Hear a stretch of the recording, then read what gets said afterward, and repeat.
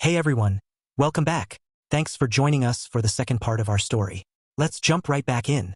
For the first time in days, Leo felt energized. Revenge was back on the table. He immediately created a fake dating profile under the alias Sam Miller. Within minutes, he found Clara's profile and sent a casual invitation for coffee. Satisfied, he leaned back in his chair, lacing his fingers behind his head. For the first time in weeks, he actually felt focused enough to get some work done. Clara, tied up in Robert's office most of the week, didn't cross paths with Evelyn until Thursday when they finally sat down together at a local cafe. Evelyn glanced around nervously before lowering her voice. Clara listened, horrified but not surprised by Evelyn's account of that park encounter. She already knew HR's playbook. Protect the company first, employees second. Charles Miller, like most HR reps, was more concerned with avoiding legal trouble than ensuring workplace safety. After letting off some steam, Evelyn sighed and waved a hand dismissively. Enough about my drama. How'd your date go last weekend? Clara groaned, rolling her eyes. Another online flop. He was polite, well-dressed, and completely devoid of chemistry. We both knew it was a bust before dessert even hit the table. Hearing about yet another disappointment tugged at Evelyn's heart. Clara had been through enough. Her first marriage had collapsed after she caught her husband cheating. Not once, but twice. She'd forgiven the first betrayal, even agreed to counseling, believing the marriage could be salvaged. But 2 months into therapy, she found him tangled up with the same secretary. Clara brushed stray crumbs from the table. But since Tuesday, I've been chatting with someone new. He seems normal, which is already a win. He's swamped with work right now, but we're planning to meet once his project wraps up. Evelyn forced an encouraging smile. That's great. One of these days, the right guy is going to walk into your life and never look back. You deserve that.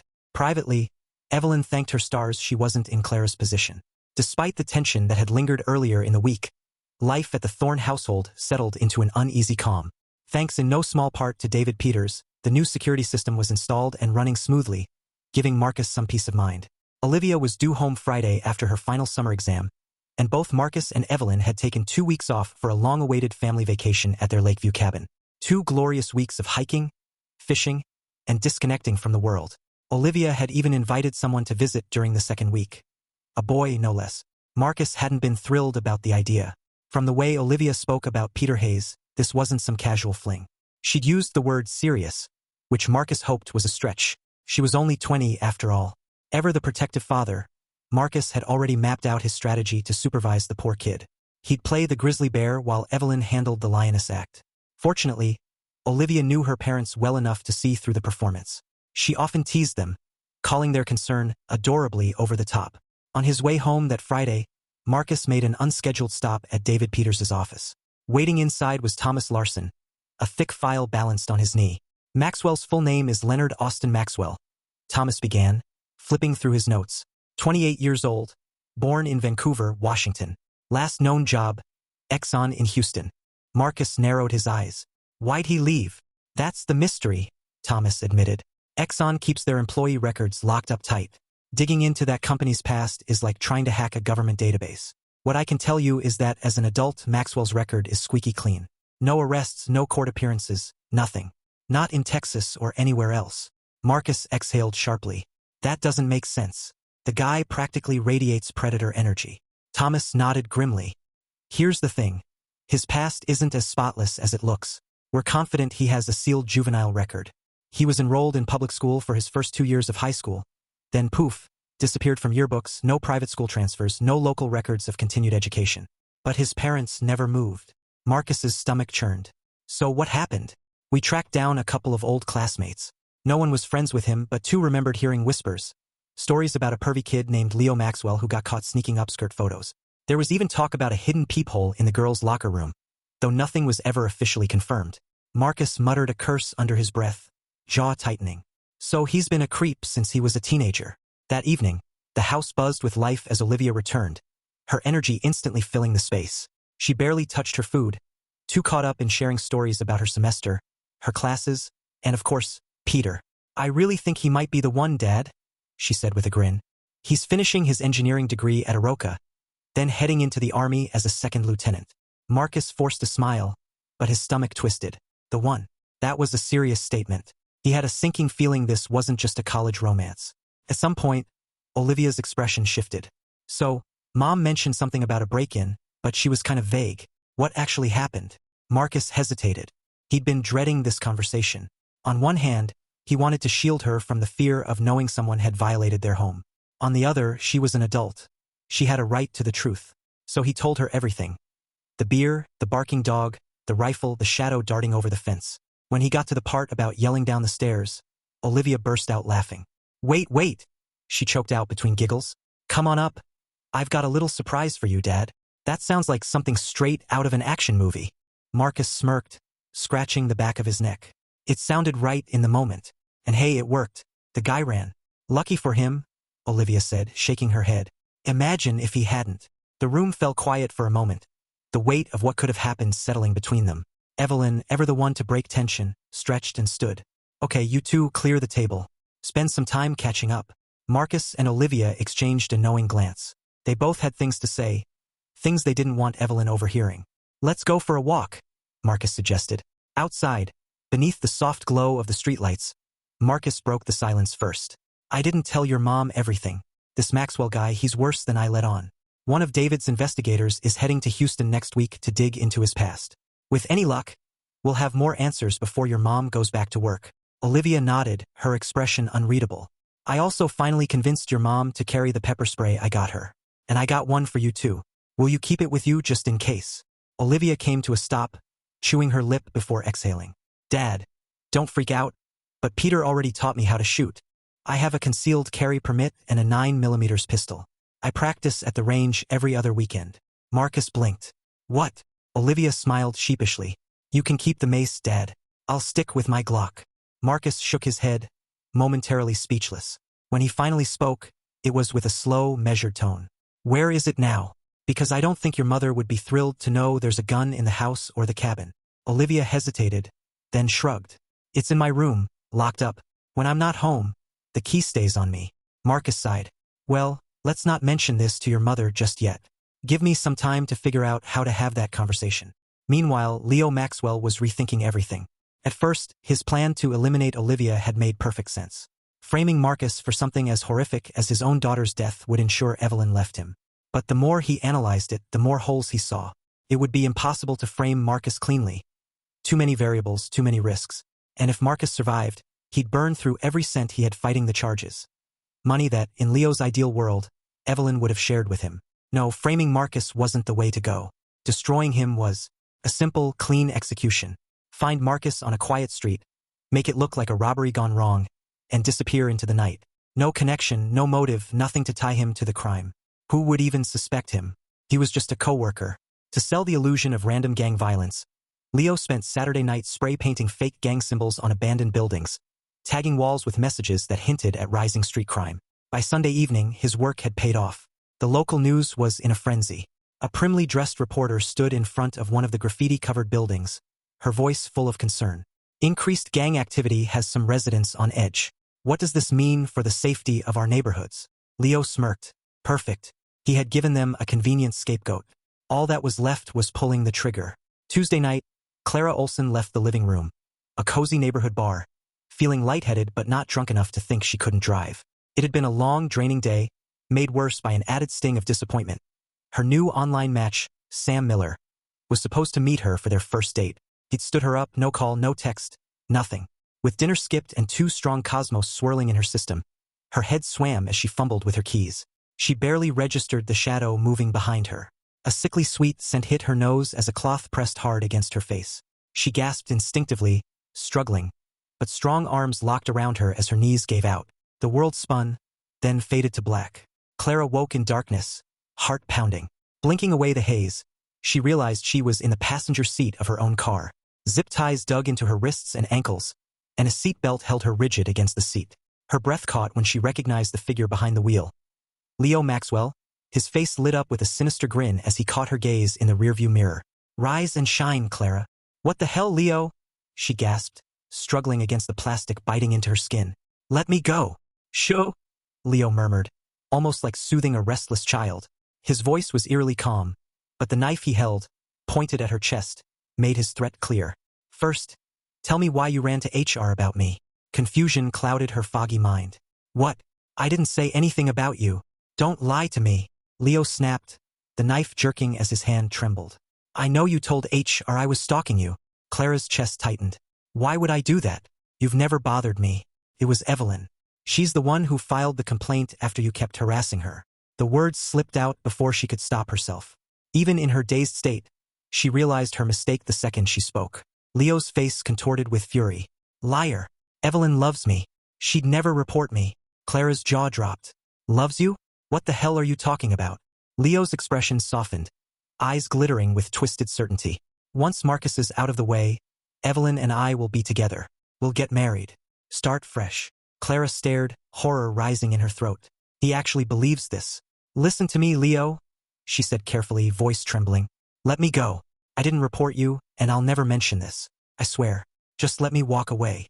For a moment, Leo hesitated, doubt flickering across his face. He muttered something under his breath, then abruptly swung open the driver's side door and stepped out. Pacing the edge of the empty trailhead parking lot, he glanced around, rubbing his temple. It was nearly 1 a.m. The lot was deserted. No witnesses, no one to hear her scream. Clara sat frozen, heart racing as the minutes dragged on, 10, maybe 15. When Leo finally climbed back in, the dome light blinked on, casting harsh shadows across his face before darkness swallowed them again. Okay, he muttered, sounding almost resigned. I'll let you go, but you have to answer my questions. And remember, no one hears about this. Deal? Clara nodded frantically. She would have promised anything to survive. The interrogation came rapid fire. What did Evelyn tell HR? Who else knew about the complaint? Did Marcus suspect anything? Clara answered each question, keeping her voice steady, praying cooperation would save her life. Deep down, she knew she was grasping at straws. Leo's original plan had been crueler. He'd intended to make her suffer before ending things. But now, staring at her tear-streaked face, he faltered. Clara wasn't the enemy. She was just collateral damage, a pawn caught between him and Evelyn. He almost felt sorry for her. Almost. Sighing, Leo stepped out again, retrieving a small amber bottle from his jacket pocket. For one brief, foolish moment, hope flickered in Clara's chest. He's really going to let me go. Then the acrid scent hit her, and her stomach dropped. No. No, please, she sobbed, thrashing against the seatbelt. Leo, don't. Sorry, Clara, he murmured, pressing the chloroform-soaked rag over her nose and mouth. Can't risk you talking. Her struggles weakened, breath slowing as darkness crept in once more. Leo leaned back in the driver's seat, watching her unconscious form slump against the door. His thoughts spiraled. Evelyn had ruined everything, her and her perfect little life. He could already picture the heartbreak in her eyes when her world came crashing down. The mere thought sent a thrill through him. Smiling coldly, he shifted the car into drive. He didn't need GPS to find Clara's house. Google Earth had already given him the perfect view. He'd memorized the streets, the layout, everything. This wasn't about a staged gang shooting anymore. This was personal. While Leo steered the car toward his next move, Thomas Larson was just arriving in Houston, delayed by an unexpected court appearance back home. Originally, a Seattle-based law firm had been handling the corporate side of the investigation, but they'd suddenly dropped out, citing a conflict of interest. Frustrated but determined, Thomas had contacted a secondary firm recommended by the Houston office. By Wednesday afternoon, he was seated across from George Schuler of Schuler & Simmons, laying out the situation. Schuler, an older man with sharp eyes and a lawyer's practiced calm, listened carefully before nodding. I'll accompany you to any meetings with Exxon, Schuler assured him. They'll take things more seriously with legal counsel present. Relieved, Thomas set up a meeting with Howard Grimley, Exxon's VP of Employee Relations, for Thursday morning. Schuler confirmed he'd be there, and Thomas spent the rest of the evening combing through Maxwell's background in the local library. Nothing new surfaced, but Thomas had been in the business long enough to know when someone's past looked too clean, it usually meant there was dirt buried deep. And he was going to find it. Thursday morning, Thomas Larson and George Schuler sat across from Howard Grimley in his spacious corner office. Grimley greeted them with a firm handshake, gesturing toward the coffee station in the corner. Help yourselves, he offered, though neither man moved. Instead, they took the seats he indicated, noting the open office door and Grimley's assistant seated just outside, clearly within earshot. Grimley clasped his hands on the desk and leaned forward. Gentlemen, after your call, I immediately pulled Leonard Maxwell's personnel file and consulted our legal team. Unfortunately, company policy prevents me from sharing the file or discussing its contents without a formal subpoena. Thomas shot a glance at George, both silently questioning why this couldn't have been clarified over the phone, sparing them the trip. However, Grimley continued, his tone deliberate. If you pursue a subpoena, Exxon will comply without resistance. We won't stall or contest it in any way. He hesitated, choosing his next words carefully. Mr. Larson, I don't know the full scope of your investigation, but I can't say I'm surprised someone's looking into Maxwell's background. That's all I can share for now. Thomas studied Grimley's expression. The man seemed almost eager for them to push further, like he was dangling breadcrumbs just out of reach. It was clear he wanted them to pursue the subpoena, even if he couldn't say so outright. Sensing the conversation had reached a dead end, Thomas stood, shaking Grimley's hand while George did the same. As they exited the office, they were already discussing how to fast-track the subpoena. It would take at least another day, cost a small fortune, and success wasn't guaranteed. Thomas silently hoped George had connections with a judge sympathetic to urgent requests. Grimley's assistant stood as they passed her desk. "Let me walk you out," she offered, heels clicking against the tile as she led them to the elevator. The ride down was quiet, until just as they reached the lobby, she reached out to shake Thomas's hand. "Let's do lunch sometime, Mr. Larson. Just you and me." Startled, Thomas blinked as she pressed a folded slip of paper into his palm. He nodded wordlessly and stepped outside while George called for a taxi. Thomas glanced down and unfolded the note. A phone number. 2 hours later, Thomas sat in a quiet cafe across from Elaine Stewart, Grimley's assistant. She stirred her iced coffee absently, glancing around before speaking. "I know your lawyer is working on that subpoena," Elaine began softly. "But there's something you need to hear. It's not in Maxwell's official record." Thomas's brows lifted. "Aren't you worried about getting in trouble for this?" Elaine shook her head with a faint smile. "Not really. Mr. Grimley actually asked me to meet you. He's one of the good ones, but his hands are tied by company policy. When Maxwell left, Grimley worried it was like kicking the can down the road. Without a criminal case, we couldn't do much." Thomas leaned in, his curiosity piqued. "Go on." "When the Seattle law firm first called, Grimley tried to warn them without outright breaking policy. Corporate politics," she added bitterly. "Whoever they spoke to either didn't catch the hints or chose to ignore them." Elaine glanced around again, voice dropping further. "There's documentation of 2 formal warnings Maxwell received for harassing female colleagues. Grimley had already started the termination process when Maxwell suddenly resigned, giving less than a week's notice. Honestly, we were relieved. But then, a week later, the Houston PD contacted us. They were asking questions on behalf of Mexican authorities." Thomas frowned. "Mexican police? What for?" "Tamaulipas State Police were investigating the death of a woman found in the desert. They wanted to question Maxwell. He'd already left Texas by then." Thomas's jaw tightened. "What happened to her?" Elaine sighed. "The victim was a Mexican national, working legally in Texas. Her friends said she'd met Maxwell through a dating app. They went out twice, but she cut ties after the second date. She rarely crossed the border, only visiting family in Mexico on Sundays and always returning the same day. But somehow, her body ended up across the border. No record of her re-entry. What did show up, though, was a border crossing for Maxwell, just days before she was found." Thomas's stomach sank. "Did the Houston cops talk to him?"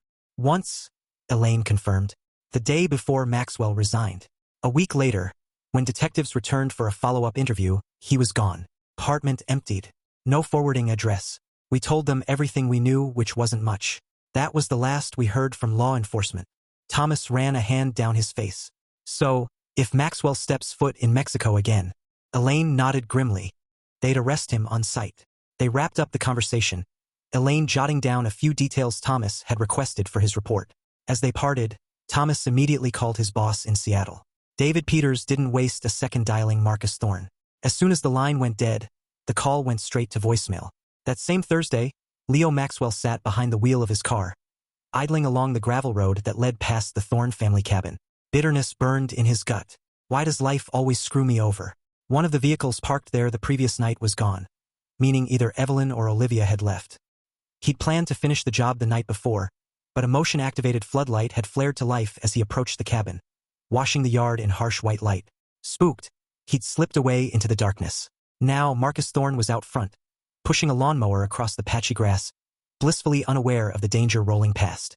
Leo slowed, pretending to admire the lake view. He'd already mapped out the surrounding area on Google Earth and confirmed with a quick detour that nearby cabins were empty. No witnesses, no complications. Satisfied, Leo drove further down the gravel path, pulled into a secluded state park lot, and unloaded his mountain bike. It was quieter, less conspicuous, and easier to ditch if things went south. Back at the cabin, Marcus guided the mower along the edge of the yard, the steady hum drowning out the world. He was halfway through when something made him pause. A scream. He straightened, heart pounding, eyes snapping toward the house. Through the large picture window, he thought he saw two figures grappling inside. For a moment, he froze, brain scrambling to process what he just witnessed. Then instinct took over. Marcus stopped the mower and sprinted toward the house, crossing the lawn in seconds. He didn't think. He just acted, charging through the front door without hesitation. It was the kind of mistake that could have cost him everything. Olivia's tires crunched over the gravel as she turned onto the narrow path leading to the family cabin. Something immediately felt off. Her brows knitted together, instincts flaring. Something's wrong. In all her years growing up here, Olivia couldn't remember her dad ever leaving a tool out in the yard. Yet there it was, the lawnmower, abandoned right in the middle of the grass. Her heart skipped a beat. Was she just being paranoid? Spooked by her dad's warnings about her mom's stalker? How would that creep even know they were staying here this week? She stayed in the driver's seat, mind racing. Another red flag. Neither of her parents had come out to greet her. They always did, whether it was her, a neighbor, or even a delivery driver. The cabin was never quiet when someone arrived. For a brief, awkward moment, she wondered if she'd simply caught them during private time. The thought made her grimace, but it still didn't explain the abandoned lawnmower. Her parents weren't the type to get so distracted they'd forget something like that. Paranoid or not, her gut screamed at her to stay sharp. Reaching into her purse, Olivia pulled out her Glock and chambered a round. Peter's voice echoed in her mind. Finger off the trigger until you're ready to shoot. She slid the pistol into a shopping bag, hiding it from view as she stepped out of the car. Her heart pounded as she climbed the front steps, each footfall sounding unnaturally loud. Pushing open the door, she froze in place. Well, look who finally showed up, a voice sneered. You must be Olivia. Marcus and Evelyn sat stiffly on the couch, eyes wide with fear. Behind them, a wild-eyed man perched on a bar stool, a Glock aimed directly at the back of Evelyn's head. Olivia didn't need an introduction. Leo Maxwell. Move, Maxwell snapped, waving the gun. I said get inside. Don't make me repeat myself. Olivia hesitated, mind spinning through everything Peter had drilled into her. She could take the shot. She had the angle, but Maxwell's finger hovered near the trigger. If she raised her weapon now, he'd fire before she could react. Think, Olivia, think. Maxwell's gaze flickered between her and Evelyn, his expression twisting with rage. Your mom lied to me, made me believe she cared, all while laughing with that which Clara Olson behind my back. Well, guess what? Clara's not laughing anymore, and in a few hours, neither will your mom. Olivia stayed rooted to the spot, breath shallow. Maxwell mistook her stillness for terror. Frozen, huh? He chuckled darkly. Scared stiff. This might be more fun than I thought. Maybe I start with you, you make your parents watch. Or better yet. His gun swept lazily between Marcus and Evelyn. I could pop one in their knees first. Keep them alive, screaming while He stepped off the bar stool, circling the couch like a predator cornering prey. His focus locked on Marcus, clearly seeing him as the bigger threat. In that moment, he forgot about Olivia entirely. This is it. Her hand tightened around the pistol grip, still hidden inside the shopping bag. Without breaking eye contact, she let the bag fall to the floor. The dull thud snapped Maxwell's attention her way. What the? Olivia didn't think. She moved. Her pistol came up, sights locking onto Maxwell's chest. His eyes widened as he registered the weapon, hand jerking to swing the Glock toward her. Too slow. Olivia squeezed the trigger. The bang echoed like a firecracker in the confined space. The first hollow-point round slammed into Maxwell's chest, staggering him backward. The Glock slipped from his grasp as shock washed over his face. But Olivia remembered Peter's most critical lesson. Never assume one shot is enough. Neutralize the threat. She fired again. The second bullet punched through his sternum, dropping him like a puppet with cut strings. Maxwell crumpled to the floor, motionless. For a moment, the room held its breath. Then Marcus lunged off the couch, grabbing Evelyn and pulling her into a crushing hug before yanking Olivia into the fold. Tears streamed down Evelyn's cheeks as she clung to her husband and daughter, knees threatening to give out. Olivia, still running on adrenaline, pulled away first. She ejected the magazine, racked the slide to clear the chamber, and set the pistol safely on the coffee table. Evelyn watched, horror dawning as reality caught up to her. Where the hell did that come from? Evelyn demanded, voice shaking. Olivia glanced at Marcus, unsure what to say. He cleared his throat and answered quietly. Later, hun. Right now. Just be glad our girl knew how to use it. He hugged Olivia tighter, voice thick with emotion. I need to meet Peter. I owe that boy more than just a handshake. Within 30 minutes of Marcus's emergency call, state troopers and county deputies swarmed the cabin. It didn't take long to sort things out. Olivia had acted in self-defense. Maxwell's abandoned car, found less than a mile away, held evidence linking him not only to the Thorne family but to 2 unsolved homicides in Florida and Mexico. 2 days later, investigators found Clara's body in Maxwell's trunk. They discovered a locked suitcase filled with flash drives containing images and videos of hundreds of women spanning over a decade. There were trophies too, jewelry, photographs, even locks of hair from his victims. They also found a stolen Ontario license plate, maps of Canada, and travel guides for the Caribbean and Venezuela.